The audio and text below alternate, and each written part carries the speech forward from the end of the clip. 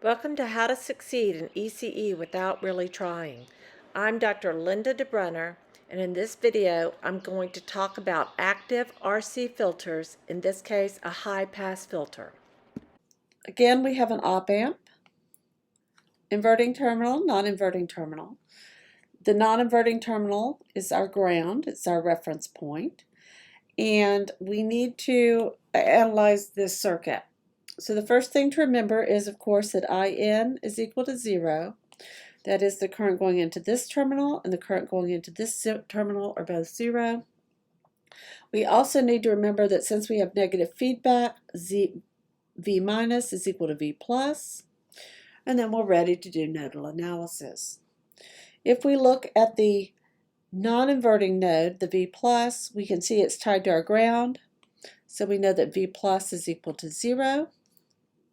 So V minus is also equal to 0. And we can write a nodal equation at this node. To make things more convenient, we're going to define Z1 to be equal to R1 plus 1 over SC1.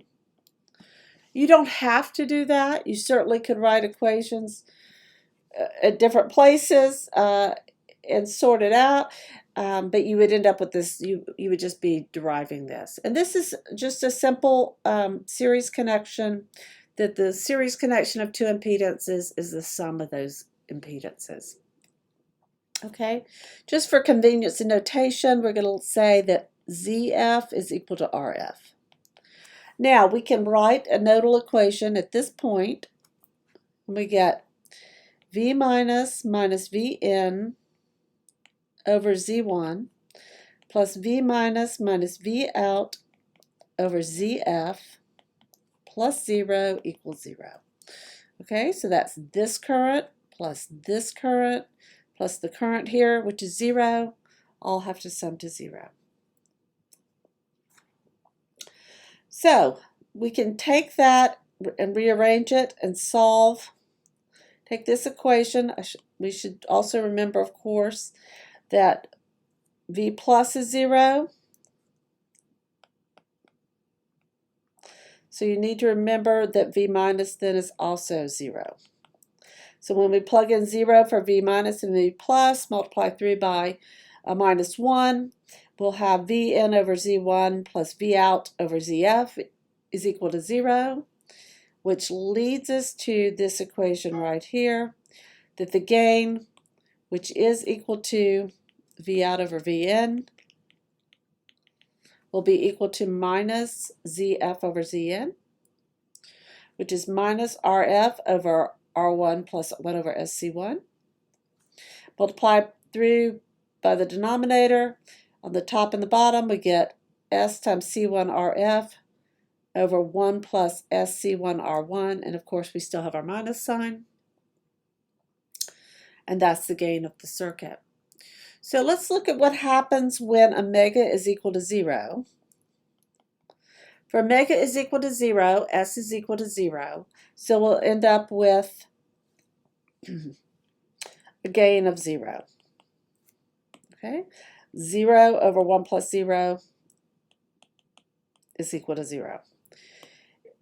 When we consider what happens when omega approaches infinity, we have essentially this 1 becomes very, very small. And then you can realize that this is going to approach minus RF over R1.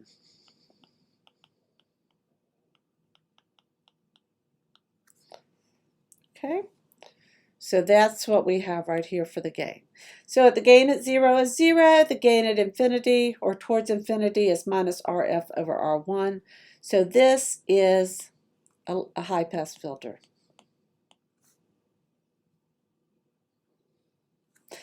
We can write some MATLAB to plot that. Again, I like to define my components at the top so that it's easy for me to just change those out, and I usually write MATLAB scripts. Then we can define the numerator to be minus C1 RF times S plus 0, and the denominator is C1 R1 S plus 1. And then you can use FreeCast to plot that, and we end up with a nice frequency plot that shows, sure enough, that this is a high-pass filter. So let's look for the corner frequency. We know from our equation before that the gain at the maximum gain is going to be minus RF over R1. That's as omega approaches infinity. And so that gives us a gain of minus 10 for the values I'm plotting here. So let's go ahead and look at that in terms of this graph, just to give you a little more practice reading the graphs. This one's a little bit difficult to read because the scale is small. Okay, so if we look at this is 10 to the minus 4th. 10 to the minus 3 is halfway in between. 10 to the minus 2, 10 to the minus 1, 10 to the 0, 10 to the 1, and 10 to the 2. Okay, so if we look across here,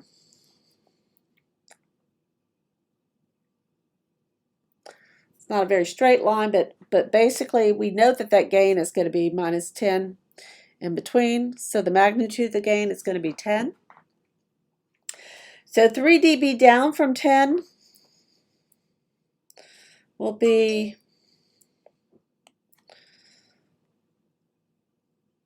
about right here. Okay, and how do I find that? Halfway is 3.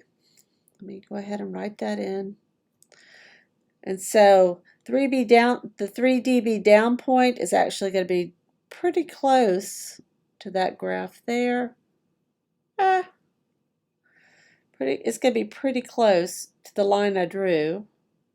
And you're going to see that the 3 dB down point is maybe kind of right around here. Let's assume for a moment it is right there. And then we want to read this. 10 to the third, 2 times 10 to the third, 3 times 10 to the third, 4, 5, 6, 7, 8, 9, 10 to the fourth. So that means that our 3 dB down frequency, or our corner frequency, is approximately 2 times 10 to the third radians per second. Okay?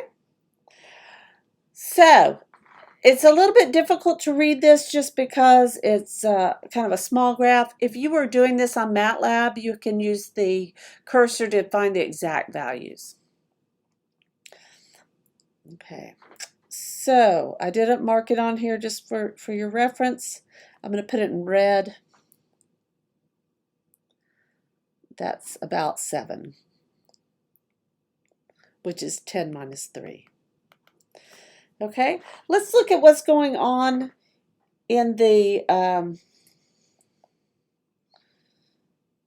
phase plot. We have, as omega goes towards infinity, this is going down toward minus 180 degrees, which is where we have the minus sign in our gain right here. So that minus sign corresponds to a minus 180 degree phase shift.